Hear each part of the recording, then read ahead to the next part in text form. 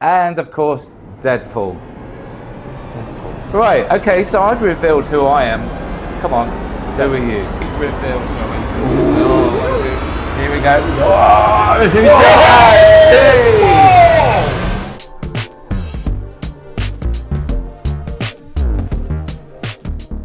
Hi, and welcome to another edition of Taxi Talk, and welcome back, ladies and gentlemen.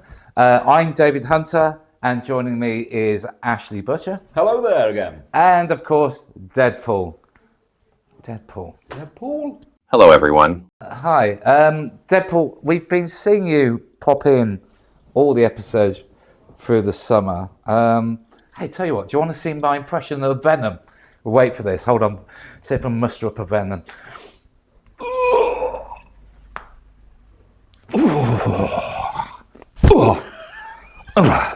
Wow. Hey, what do you reckon, guys?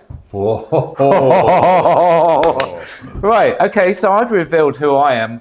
Come on, who are you? Come on, Deadpool, who are you? Well, as you know, I've been keeping my identity a secret, but I guess it's time to reveal myself. Yeah, go and show us who you are. Go on, off you go. Go and get changed. A few moments later. Wow, the big reveal. Yeah, that's great, but I think you forgot one little detail there. The rest of your body kit. Yeah, take your clothes off, please. No, come on. Let's have that Scooby-Doo moment. Let's have the big reveal, shall we?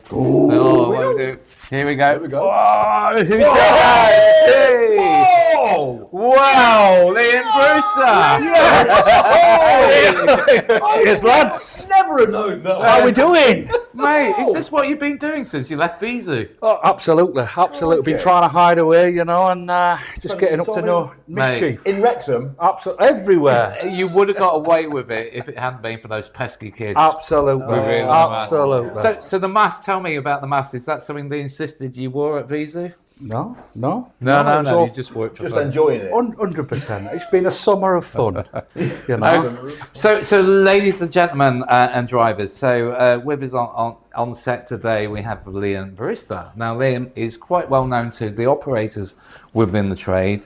Like myself and Ash, he's been in the trade man and boy. And so really we're going to talk about your journey into the trade. Yes. Okay. How you got into it. Yep. What you did in the trade. How we met you. And what you've learned from the trade, what knowledge you contain inside you, apart from being a superhero, that you can pass on to drivers and to make their earnings more successful. Okay. And any operators that are listening as well, from your experience at City Taxis in Sheffield, Vizu, and now apparently Take Me. Apparently we're colleagues. Apparently. Yeah. Vicious rumours going around the place. Yeah. So you've obviously, I think you left Vizu, last year was it? January, of 25. And what have you been doing since, apart from being Deadpool? Just been Deadpool, trying to cash in on the Wrexham fun. Wrexham free. Trying to audition at Netflix, but for some reason they didn't want me. That's why we've got you here. Yeah. This is. I finally made it in front of camera. So Netflix, your loss. Okay, so before we start your life journey, I've got the big black box here. What a great box this is. Can I have a rummage in your box? Very moist inside. So this is genuine items from pulled out of taxis across the UK. So have a look in the box. Pull out a random item. Random item. Let's have a look. Give it to the wife for Christmas. Oh, there we go. She'll love this one. There you go. Reminder of me. Christmas present. Yeah, a bit of Shakespeare in there, isn't it? Absolutely. Got a nice like little. that. Now, that's great. The crew were meant to catch that. Sack the intern. Yeah. there could have been a major HR issue there and health and safety and a broken window. But anyway, so Liam, let's rewind a bit. Okay, You're an influence on the industry. You've helped iCabby with many sites from Australia, the UK, Ireland, etc. But let's go back to very young Liam, leaving school. How did you end up in the bloody taxi industry when most people your age probably wanted to be software developers, engineers? Why this industry? So I've always been around it. My mother was originally in the taxi trade around Sheffield, working for various different taxi companies. What was she doing? Started on the phones because she was originally a nurse, injured her back, which then meant you can't really do nursing at that point. So got an office job working in some of the small taxi companies around Sheffield. But you know, like most things, and we're seeing in most industries, all them start rolling up into the big companies that we now see today. So the Sheffield taxi market took an interesting turn. But yeah, she used to work for a company called Ace Taxis, which grew and grew, was quite popular. Got into the management there. So initially, my childcare almost was within a taxi office. I'd been and back in the day, was that still radio and pen, or was that computerisation? No, it was pen, paper, pegboard, people cutting the fingers because of the bit pegs, like what's his name from Coronation Street with post-its on the wall, Stephen McDonald. So I had the job sometimes of ripping the paper into squares to make sure the box was full enough with enough paper for the weekend, for the night shift. In some HR or some kind of worker standards would not pass a lot of those officers these days. Smoky office, smoke, everything. So that's how I was doing it. I was just around the offices, hearing it, people on the old school radios, pen and paper. Those were exciting times for them, because both of us used to dispatch and I used to drive. You used to get the atmosphere from the radio. You had a sense of how busy it was. The adrenaline used to go, not only as a dispatcher, but as a driver, because you'd hear the operator, the dispatcher going bloody nuts on the phone ringing as well. And the phone ringing. And you had quite an aura, because obviously you sometimes you stood there and you're watching somebody just control so much. Yes. But they didn't have anything in front of them. It was literally a couple of pieces of paper, a couple of pegs, and it was all in the head of shouting gold this, gold that, or whatever. People had different names for different zones, different areas, and that kind of stuff. So obviously it was quite interesting to watch. Without that, we wouldn't be where we are today. No, now. 100%. Technology has taken over. Yeah, so my mum was in the taxi trade there, but she then left to go into something else, but ended up coming back. So as they were rolling up, one of the final roll-ups of the small companies that went into what it was Sheffield City Taxis back in that, she did leave, and all the staff joined, but she didn't. Didn't take too long. She then came and joined City Taxis, just on the phones as a telephonist, and then I went off to University of Hull. I was based out in Scarborough, so I lived in Scarborough, nice part of the world. Scarborough, not much to do as a young lad, so you can probably work out what I was getting up to. Could you not ride a donkey? There were a couple of that going on Scarborough Beach, and sorry, what face was that you just pulled there, Ash? Where he rode a couple of donkeys, has he? Yeah. Not on Scarborough Beach. Not yet. I was at Scarborough, and then that's where it kind of all kicked off. I got a bit of a job at JJB in the Scarborough Centre. Told them I'm from Sheffield. I'm not going to work over the Christmas, New Year, etc. Is that exclusive to Sheffield? Is it? It's like a badge. I'm from Sheffield, so I can't do this. I just told them because I'm travelling. I'll be back home in Sheffield. I won't be in Scarborough, so no point rotoring. And they gave me the rotor the week before Christmas, and there I was on Christmas Eve and Boxing Day, no Christmas Day, and I'm like, well, I'm not going to be working that. And they turned around and said, if you're not going to work that, you can leave now if you want. I went, well, thank you very much. Off I trotted, came back to Sheffield, and then that's when I spoke to them. I was just going to chill out and be a bum like normal students over the Christmas period. And why don't you come and answer a couple of calls for us? It's the busy time of the year. So ended up speaking with the team that they had there at City Taxis. They were above a pizza shop at that time. Yeah. And they said, yeah, come on in. So at that point, so you had City Taxis had done some roll-ups. Was there any other, was that the prominent player at that point? Or was there yes, I think when I joined them, there were probably about 800-900 cars at that point. And what year was this? 2009, so 21st of December 2009. And what system were they on? Can you remember? AutoCab at that time. I've not heard of that one. Edit that one out. Yeah, No, I'm joking. AutoCab. It was AutoCrap at that time because it was. Oh, is that Uber's? That's Uber now, isn't it? Yeah, I believe. Yeah, but they couldn't get us data at that time. So what's that about data? It was. I don't know. It was the original like MS DOS looking like I'm hacking, black screen, green writing, like I'm hacking, and it was a good old age of training. Sit next to this person for a couple of hours to pick it up. Perfect. I'll sit next to him. Right, we're going for lunch. After lunch, it's your turn. Off you trot. Yeah. And there you go. So I was messing up left, right, and centre, sending taxis to the wrong places, doing the wrong things. We've all been there. You know. You did. You made a living out of that, didn't you? Yeah. It was like the good old catchphrase, just press and guess. Yeah. You know? Press and guess. Let's see where we Oh, dispatching. Press and guess. Let's see if they turn up to the right place. So yeah, December 2009. I was just originally going to be a Christmas temp, and then the IT team and management team, I don't know officially where it came from, was like, "You're going back to Scarborough. Do you fancy taking a home working kit with you?" Some of the people in the office was like, "What? You're going to have how are you going to get a wire all the way from the office to Scarborough?" Like 2 yogurt pots. Yeah, exactly. Like so some of the older folks in the office didn't quite understand some of it. But yeah, I'm like, well, if you're happy, I'm happy. So off I trotted back to Scarborough to continue my university degree. Brilliant. But I picked up a couple of hours in the week at the weekends.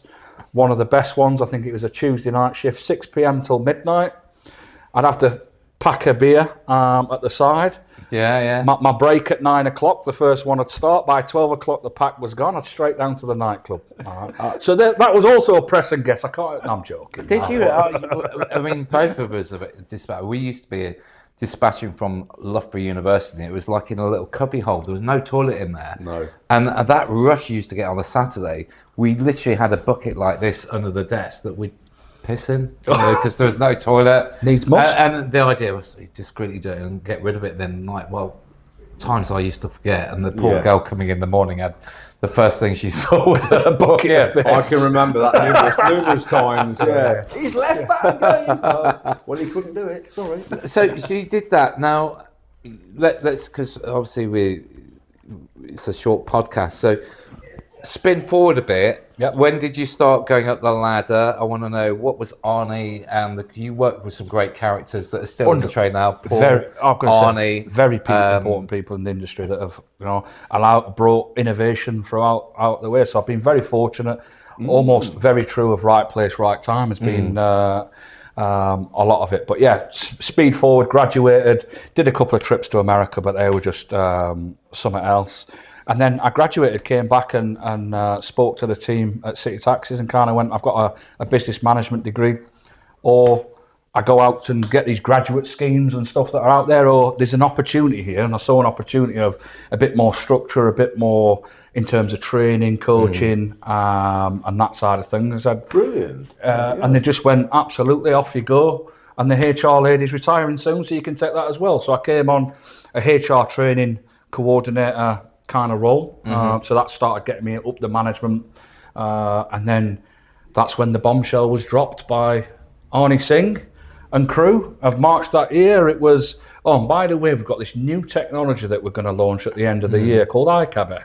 AutoCab. Nobody knows really too much. We haven't really got an instruction manual, so go and learn it, and then you need to tell all our staff how to use it. Oh, great! So I was locked in a why dungeon. were they transitioning from what was it? AutoCab from Uber to AutoCab? Why was that? There's a couple of rumours out there of what. Do you know what? I think Arnie would be a great podcast guest on maybe something like Hazmat's show. Maybe. Or this one, you know. Yeah. But yeah, there was some stuff there around data, who owned it, who contract. I think AutoCab were putting some products out there, but in the T's and C's there were various bits. But they just wanted to innovate, and that was the good thing about Arnie, was very fresh with his ideas, wanting to push forward, wanting to innovate. Because he was quite new to the trade, wasn't he? So he came in with fresh ideas. Yep. Because we worked with him on Ride, and very creative guy. And that's nice guy. Because we kind of, out of all those guys in Ride, we kind of gelled with them. Gelled more with Sheffield, because Sheffield was this hub of creativity. Yeah. Yes. Whereas the others were kind of families that had inherited. A bit old-fashioned. Yeah. A bit old-fashioned. And the younger generations were a bit tied down. Whereas Arnie just came in and Willing had to that give it a creativity. shot. And everyone that worked with Arnie, whether it be you, Paul, Scott Ashmore, etc., had got that, well, let's be open-minded about it. And give it a shot. See how far something that we're not seeing from Vizu, which obviously it's become later, but certainly at City, it was a company that the whole industry looked for and thought, wow, that's amazing. Where did they come out? From food delivery apps to being part of Ride, to their marketing and branding and everything. You see a lot of the products from those days out there now. So the iCabby, the driver portals have been out there. Phone systems have been originated out of those offices. There's lots of products out there, and it's testament, like I say, it's almost like an incubator. It was a safe space to go there, look for innovations, find a problem, find a solution, and go out. And if it works, the beauty of being where it was, everyone else then wanted it. Did you enjoy it while you were there? Oh, I loved it, absolutely. It was a great place, and you got to see and speak and get involved with a lot of great things as well. Yeah, that's it. Brilliant. So obviously you worked at City. It was the pinnacle point of the industry where everyone looks at creativity. What kind of niche did you find yourself falling into? That then furthered your career through Vizu until now. We'll come on to now later. But so I was kind of like the geek around the office a little bit. The spreadsheets, the formula guy. The bits we don't, Excel spreadsheet. Yeah, obviously Scott was like the CTO of the business, so I'd be like doing a lot of the admin there while he's out there making the decisions. Scott and doing was creating the stuff. a lot of things drivers today would be using 100%, portals and things. So I'd be the one that get the information from Arnie, from Scott, out of the meetings and sometimes plan or implement or train some of that stuff out there. So I used to call it technical operations. So it was a bit of, because I've got the hands-on in the call centre, in the business, as well as the tech side and that kind of stuff, I would be almost a bridge between the guys hiding behind the screens and the people on the front lines doing it. I could speak a little bit of both languages. Take their ideas and think, most of us might think that's wild and crazy, but then you kind of look at the stats and go, well, actually that backs that up, or that's working. It's kind of the bridge between the two, which sometimes if you've not got that, it can add quite friction, because they're just throwing it in because it's the latest. Like if you look at AI now, some people can just throw it in there because it's the buzzword kind of thing. But we're seeing that a lot of products now, a lot of tech companies. Oh shit, we need AI. It's the latest thing, isn't it? Let's slap it with AI. As seen on TV, it's got AI. And really, it's not real AI, is it? It's not really doing anything. It's just got this AI brand. And I mean, we saw that recently, dare I say it, with Cab9 when they came out, AI. And what did it actually do? It's just, it's not really, it's not quantified. No, it did, and it did some features, but like yourself, you're running a large taxi organisation. Do I see you talking to your phone to ask it how many jobs are being dispatched right now? Like, that's got a level to it, and I don't think you across all your thousands of cars are going to be caring if a job's dispatched. So that kind of maybe that product was aimed at a certain operator size, and maybe that's why we don't understand I think, to be honest, that's a bit gimmicky, but where it's not truly embraced the power of AI, which they're all getting there and realising the potential. We are realising the potential. All of us. I mean, I've replaced Ash, to be honest. With AI. AI is great because it gets there on time. Yep. It doesn't look at the mirror too often. Yep. But then it doesn't make me laugh like Ash. Yeah. Yet. Right place, right time. You've still got a place, then. You've still got a place. Yeah. No, it's great. It's working on it. So you became a bit of an expert on, a bit geeky. KPIs, expert on iCabby because you learned them. You wrote the manual, perhaps. Wrote many manuals. Helped being involved with some great go lives as well. The beauty of it, like the Alpha Boys in Liverpool managed guys. managed to join James, their go live and other and join some of the PHTMs, get pulled in. At the worst of some companies as well, they're struggling. So the customer sometimes I'd help prop up the customer success team. Yeah, I mean, I've seen you on social media groups because we've known each other properly since the ride days. Yeah. I've seen you on social medias, people with problems on WhatsApp groups, LinkedIn, Facebook. You literally put your hand out and say, well, this is a solution. You help. To help it, yes. You know, no cost to yourself. You do it. And because I suppose you're learning from that by their problem because you're thinking, well, there's the solution to that. And I see it keeps you sharp as well. Yeah. Some of the roles I'll go into, you know, like now, if I went to try and answer a phone, I've not answered a phone in a long time. I'd not be as sharp as maybe what I was once. Yeah. So still dabbling into it keeps you sharp, keeps the mind sharp, keeps you close enough to the problem to ensure you can. Can I ask you an honest question? Of course. And obviously this is aimed I'm at gonna drivers. So there's a few main in as operators, we have a few systems. Which you'll be using on your driver bus. So we've iCabby, AutoCab, Cordic, Cab9. What's the other one? Ariga? Cab Leisure, Cab Treasure. Cab Treasure, and there's a few others.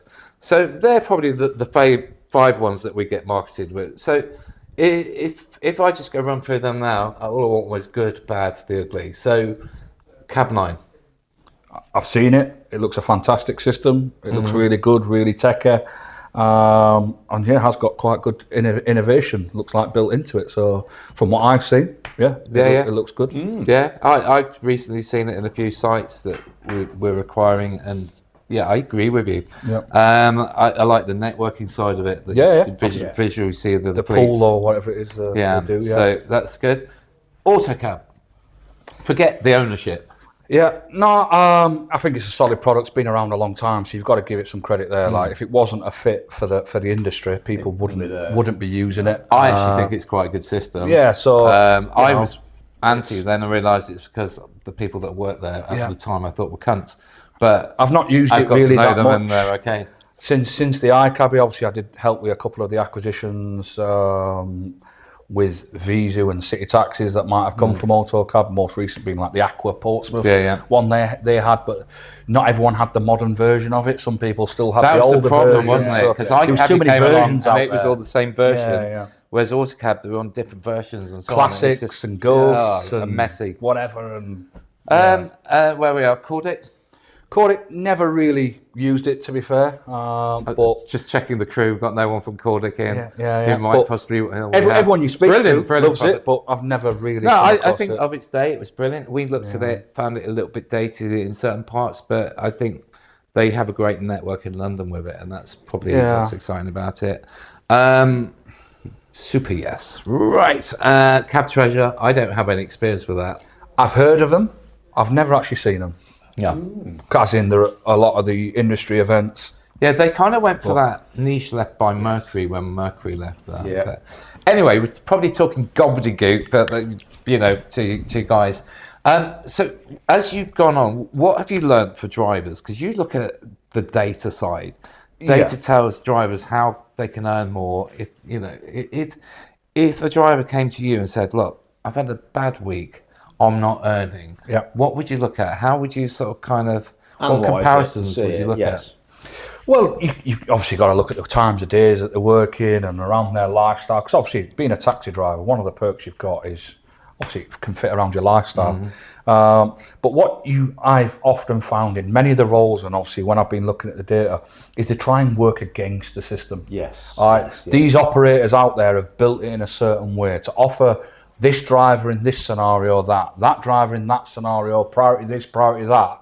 But then what you then get is rejection, accept, and give it back. So it's kind of going against the system. And once you're playing against the system, it's so easy to then find yourself in a bit of a black spot of you timed out for that, you timed out for this, in terms of excluded because you don't want to accept from that area or accept from that area. But the system's decided you were the best person or vehicle or whatever kind of criteria. So when you work against the system's like a casino. Do you find that have found out that the drivers try and kickback jobs because they're looking for that bigger job.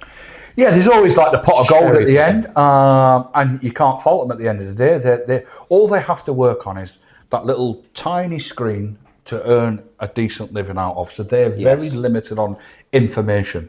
And there's always that what if. Yes. And I think that's the FOMO effect of fear of missing out. If I accept this as directed job, I'm going to miss that London Heathrow job. Yes. The unicorn job of, wait and return to Brighton, £1,000 a day kind of job. So but haven't you found that a lot of the times when some of these drivers do that and they wait for that, if the job's, let's say £120, but there's umpteen jobs in the town centre, you could earn more doing backwards and forwards very, very quickly and not putting the mileage on, and you're not stuck in the traffic on the way back, that sort of scenario. Well, what do you say to drivers that are working for Uber now who may never have worked for a traditional private hire company? Because a lot of them have this image, they run corrupt books because it's a family organisation, they're looking after their family first. The mindset of the driver, although we see them hating Uber, but at the same time they love them. Yep. So how would you talk to an Uber driver who's never worked for a private hire company and say the benefit? What the benefits straight away are you've got a human at the other end, and that human is there essentially paid by the operator to help you. A lot of the operators right now are all about fair dispatcher work because ultimately the driver's the customer, the operator.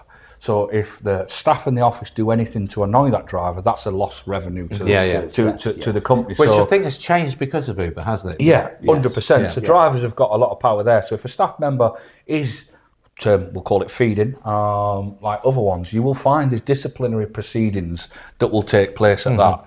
So what I've always said when I talk to people, that person there will get a disciplinary. If they get a disciplinary and they're sacked, the job market right now is not very great out there, so the chance of them getting a job is not so high. So essentially, is that person really going to risk paying their mortgage, feeding their family, over giving that driver a £5 job? In history, it probably has happened, and there's probably still examples, and there are, let's call them, like, we have preferred suppliers. There are going to be scenarios of preferred suppliers to high value or, airports where there's high responsibility. But, the majority of it is get the work out there, and you're there to help the people dispatch the work. They want to use you and they want you to help them. Yes. So the humans in the office ultimately are only going to ring you if you can help them. And if you help them, it keeps you moving. The old classic term of your wheels are turning, you're earning. There's lots of stats, and I know, particularly in the back of the iCabby ones now, there's almost a POB earnings. And the numbers there, while your wheels are turning, you're earning, is a very high amount. The problem is, obviously, there's a lot of time sometimes sat around, which obviously dilutes it back to a certain number. But yeah, the drivers from Uber to a traditional operator or private hire operator, you've got humans and they're there to help you. Yeah, they are trying to stay in this industry and they are there to work with you. Well, why do you think then? I've seen numerous groups with driver groups around the UK where drivers are always slagging Uber up, working for Uber and slagging Uber off. Saying that the jobs. You look at the price of the jobs and you think they're a lot less compared to working for a local taxi company as such on a group. Why do you think that is? That mental. Why do they feel like that? Do you think? I think it's because Uber have got it down to a T. That they know the psychological element of it. They know what the job tells them everything, and it tells them the price. So. Yeah. Excellent. Just bringing you back. So we headhunted you. See what we did there? Did you? Yeah. No. Was I aware? We didn't feed you. So is that class as grooming? Yeah, grooming. So you're now working for Take Me. Yeah. Doing CITO job. You're doing the stats, which we've seen some great results in the week that you work for us. Okay. So with organisations like Take Me, what is the benefit to a driver joining something like that? And where do you see the future of Take Me going with its acquisitions franchise? And how does Take Me differ to, say, somebody like VZ? Well, straight off the bat, Take Me's a much more like, I would class it like the City Taxi days, where it was innovation at its core. How can we get technology in to improve and help, get the right structure, the right team in the right place? It's about putting your best 11 on the pitch. Is essentially that. And I think you mentioned headhunter there. I'm guessing I'm one of the players on the pitch kind of thing. There you go. Thank you very much. Yeah, perfect placement. And the joining people like Take Me's with the traditional private operators at heart, we can make quick decisions, fast decisions, and Ash and everyone else on that side is out there growing the networks. It's got a slightly different model to some. There's almost multiple elements to it. Traditional private hire operator. Then we've got the franchise model of people can come and join that network, be part of that network, and then they get to work with people like me, like yourself, like Ash, that will go into their business and prop up their business as an extension of them. Because we have a team of people with experience and some great characters in our network. That know what a completed job is. They want help as well. That, if you know. Listen, we greatly joined the team. Great for you to join here. Before you go, we want a true or false story. And the crew, normally, so you tell us a story. Ash and I will get whether it's true or false. The crew here will also have a little dabble, and it could be completely made up. It could be perverted. It could be straight from Ash's mind. Could be. Probably not. But whilst you decide, we'll run the titles.